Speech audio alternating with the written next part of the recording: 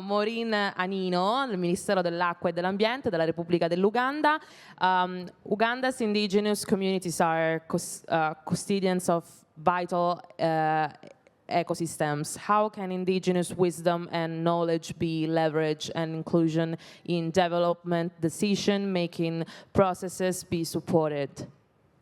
Thank you very much. I would like to reintroduce myself. I'm called Maureen Anino.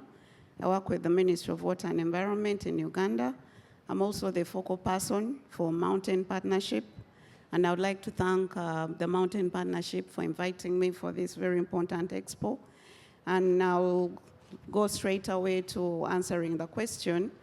And it's very important that indigenous knowledge and wisdom is integrated into policy-making processes.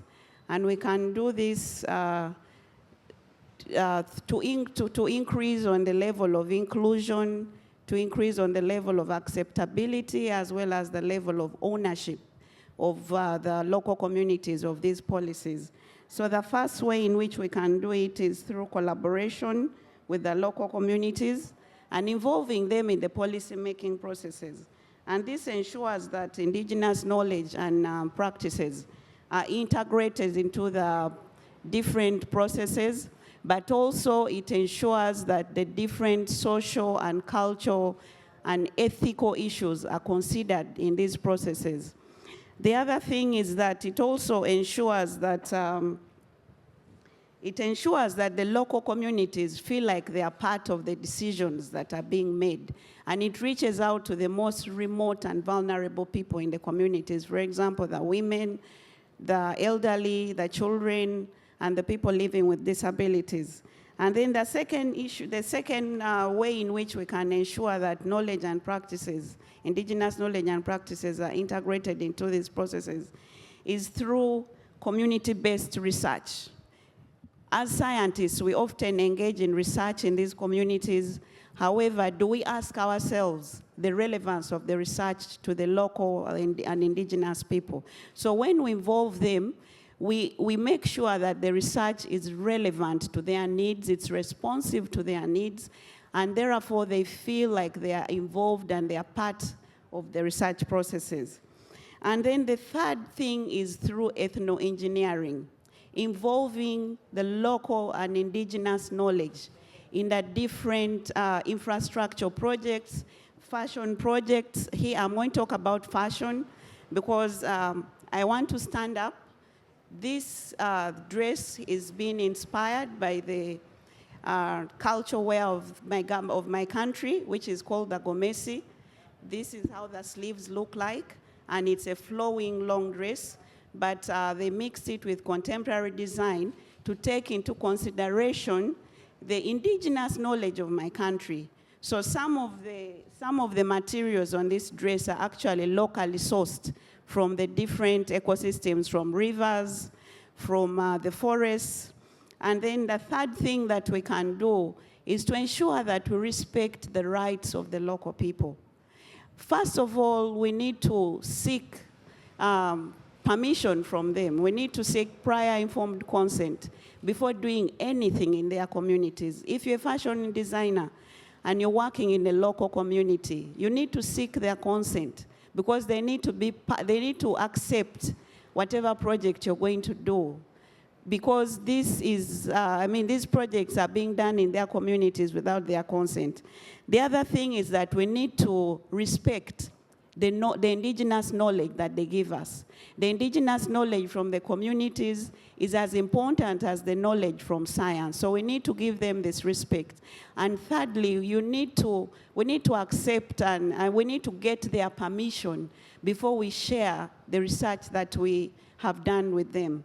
And then the other thing is that we need to involve the local communities in the protection and the restoration of the different ecosystems. Many of the materials that we're using, even this is paper. It's made from the paper mulberry tree. It's got from the environment. So we need to involve the communities in protecting these natural resources, because this is where they derive their livelihood. In Africa, over 70% of the communities derive their livelihood from the different ecosystems. So we need to ensure that they are part of the protection and management. We also need to add value to those local products that we get from the natural ecosystems. For example, what I'm wearing on my dress, this brown part is called a backcloth. A backcloth is made from a tree. It is made from the inner bark of a tree. And this tree is actually locally available, but one of the things we need to do is to add value to these resources. So this backcloth, we need to add value to it. These beads, these coral shells, they are from the river. We need to add value so that the local people can actually benefit from these resources and derive a livelihood from them. And then also we need to have equitable mechanisms of sharing the benefits. Can we be transparent when we are sharing benefits with the communities that accrue from these different ecosystems, from the different projects that we implement in the communities? Because I always tell people, a poor man cannot conserve the environment. The first thing that a person needs is food, livelihood. So if they don't have money, they cannot conserve the environment. And then we also need to empower them by building their capacity, by improving on their skills, so that they can be able to sustain themselves, so that they can also transfer that knowledge to their children and to their grandchildren.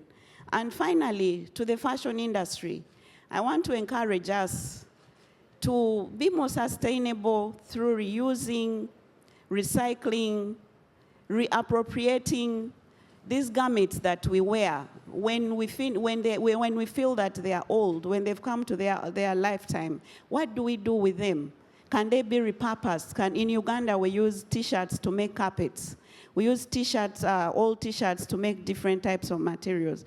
So we are saying, can we promote what they call the circular economy to reduce on the pollution? We already have too much pollution. I want to thank the organizers of this expo, at least for not bringing for us plastic bottles, although the tops are plastic, but the rest of the material that is used for the water at least is recyclable.